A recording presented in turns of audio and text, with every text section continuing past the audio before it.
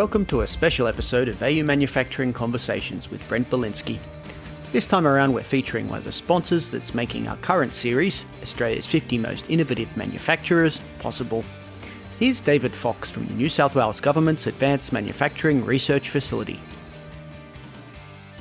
David, welcome to AU Manufacturing Conversations. Good to have you here as one of only 3 return guests, I think, so far. You're in distinguished company. Anyway, nice to have you on the program, and how have you been keeping? Yeah, well, thanks, Brent. Yeah, good to see you again. Been a little while since we last ran into each other, but yeah, been keeping well, thanks. It's always a pleasure, and that's good to hear. So if anyone wants a more detailed discussion of David's past, they can go to episode 20. I asked the standard opening question. We probably don't need to go into so much detail this time around, but for the listeners' benefit, if they're unfamiliar with you and your work, tell me about what you do at AMRF and something about yourself, please. Okay, yeah, so my background is all sort of manufacturing, I guess. I've had sort of 30 years in the industry, roughly, probably divided into 3 sections. One is a trade technocrat type role. Second one is around project engineering, projects all in heavy fabrication. And then sort of the last part was around management and that sort of thing before I moved to the WPCA, which was quite a step change, I guess, for me going from, a life in small business to government. But my interest kind of evolved towards, I guess, what does manufacturing do for society and what can it do in terms of creating jobs and economic benefit? So government seemed like a logical place to go, and the AMRF was like the perfect project for it. So my role there has been primarily in getting equipment set up in the first building at this stage. So I'm an Associate Director of Research and Technology, so a fairly generalist role, which is kind of suits me, I guess, because I've been a generalist for most of my career. And yeah, so as the tech team has now evolved, I'm kind of more moving into the operations side of that and helping kind of understand how we're going to operate as a business within the constraints of government. Well, tell me about the team that you've built up. You've got quite the collection of experts there, both from a research and from an industrial walk of life, I guess. Tell me about some of the hands on deck on your team and what it looks like. We have a bit of a mix, I guess, of project support people and then some government people to help us with navigating those elements of it. So at the moment, we've got people in composites, in design, in precision machining and additive manufacturing. And then we're going for another tranche shortly, which will give us, I guess, a bit more depth across some of the other technologies. And we also have a process control type person to look at the digital side of, I guess, integrating digitals with manufacturing technologies. So, it's a nice team to start with, fairly small, but yeah, we'll expand as we move forward. Right. And a little bit for those who are unfamiliar about the AMRF, what are its aims? What is the unmet need that you're serving? Why do you exist, sort of thing? That's a great question when, universities have lots of labs and things like that, and there's lots of other support around. I think the things that make the AMRF really unique, I think, are the fact that it's industry focused for the first thing. So it has a timetable around industry and industry needs. It's scaled, particularly at industry requirements. So the equipment's quite large, much larger than you'd see in labs typically. And that can service, even in my experience, having dealt with, very big things, it can still service a lot of what industry needs in terms of its size and capability. And I think the other aspect is it's about that knowledge transfer.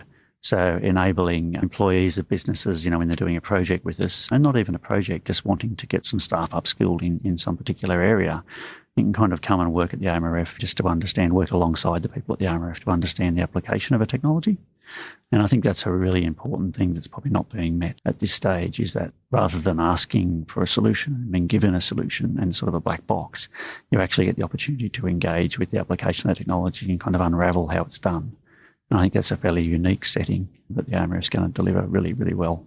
Well, you're getting ready to start delivering. Tell me about some of the things that make you, as it's claimed on your website, Australian first. What's unique about what you're doing further than what you've said already? What are some of the investments you've made or are making on equipment that might be novel to Australia or at least very unfamiliar to those in your community? Tell me some of that, please.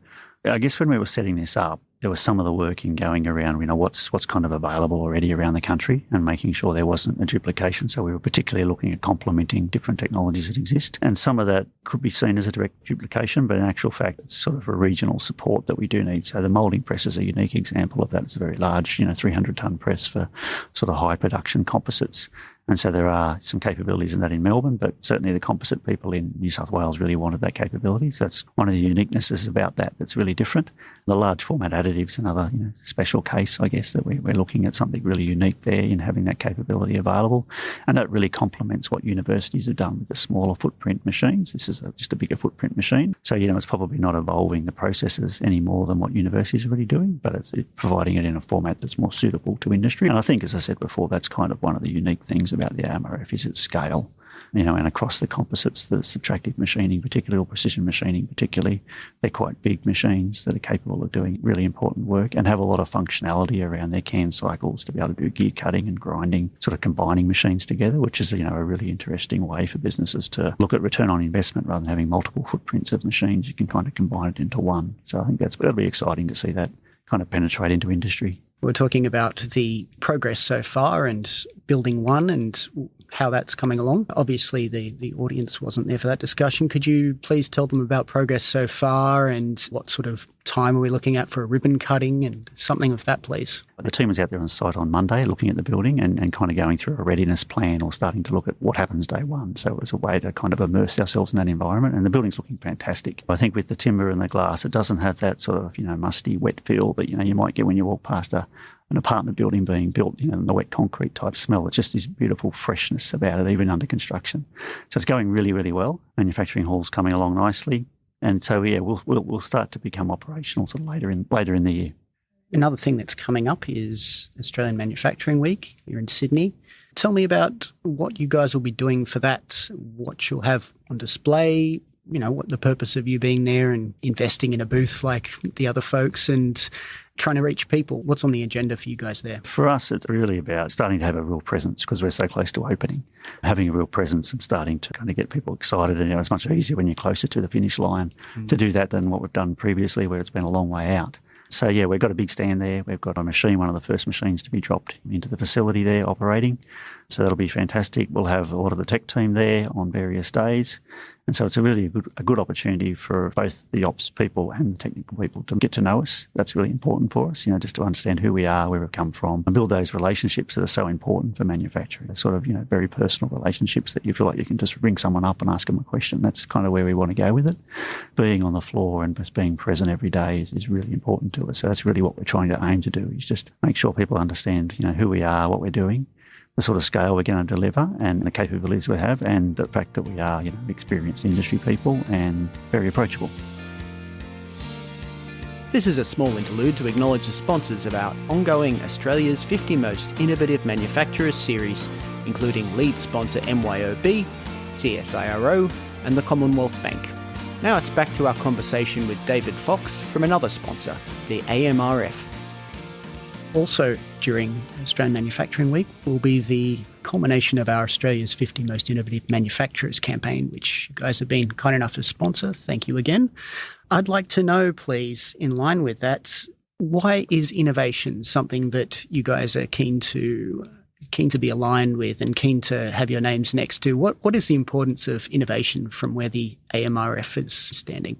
Okay, before I dive into that, I just kind of reflect on some of my learnings from industry around innovation. It's kind of, it's a really challenging word to confront when you're in a smaller business. When you probably think you're not doing very innovative products, it's almost a put off. And certainly in the sort of around 2016, 17, when that word was being used a lot, it was really challenging to kind of move. So I think from the AMRS perspective, it's about that incremental improvement, that gradual building up of knowledge and skills and kind of moving yourself towards a goal, having your ambition, but a measured approach to it, and seeing innovation in not just in a product, a new thing to market, because that's kind of the killer for most small businesses because that's not where they play. It's really about just that incremental process improvement, getting better at what you do, or adding a new feature to your product, or diversing your business model a bit more, and those sorts of things. That's kind of the innovative, whether it's saving you some money through productivity, or creating a really great workplace and you're doing something really cool and interesting, and you're attracting a different demographic into your workplace. They're all innovative features. So it doesn't necessarily have to be around the technical thing. So from the AMRS point of view, it's about creating an environment that I guess is not so much a great place to work, but a great place to engage with. And that could be if you're a 20-year-old girl who's just left school, and the AMRF offers an opportunity to kind of get involved in manufacturing, in the digital aspects of manufacturing. That's innovative. That's the sort of thing we want to be able to achieve. or we're cutting material, at a much faster rate than you might be doing in your own shop and understanding the vibrations around that. So they're all innovative things. So from the AMRF's point of view, it's a very broad category. You recently put out a request for proposals for the first projects with AMRF. Tell me about projects that you guys will support. I mean, there are other initiatives that support various kinds of R&D. There are, CRCs, and there've been the AMGC, and there are other initiatives that support, collaboration and engagement between various parties. What do your projects look like? How are they structured? What sorts of R&D, further than what you've said, and timelines and kinds of companies? What's the focus for projects, please? I think the difference for us is that with CRCs and other things, there is some boundaries around what you can and can't do and how you engage and that sort of stuff. So with the AMRF, it's a highly flexible engagement environment. We're looking from very low end, just come and machine this part. We just want to run a different tool on it. We want to run some different materials and see what we can do and how hard we can push a machine or a tool. So that's, a small part project. Through to, maybe the more complex research projects where you're kind of looking at how do you kind of make something out of a composite and develop a mould and, do that in a high-speed way rather than a layup technology. So I think, the AMRF, that's one of the beauties of it that I guess, and going back to your earlier question about what's the point of difference, is that variability. We're covering a number of manufacturing themes, bookended by design and process control. So that's a practical element of, certainly the process control is a practical element of the outcomes of what manufacturers do. But it can be, a really small project around, just getting better productivity out of something you're already doing, making a product you're already doing, or it can be something completely diverse. So it may even be learning to apply, a cloud platform and spinning up a virtual machine to run some CAD software just when you need it to kind of give you a more effective control of your cost around that. So, being able to understand the flexibility in digital technologies and what that can do to your compute power, for instance. So, having that sort of technology available in RF and experts that can help you navigate that in your context is what we're kind of about.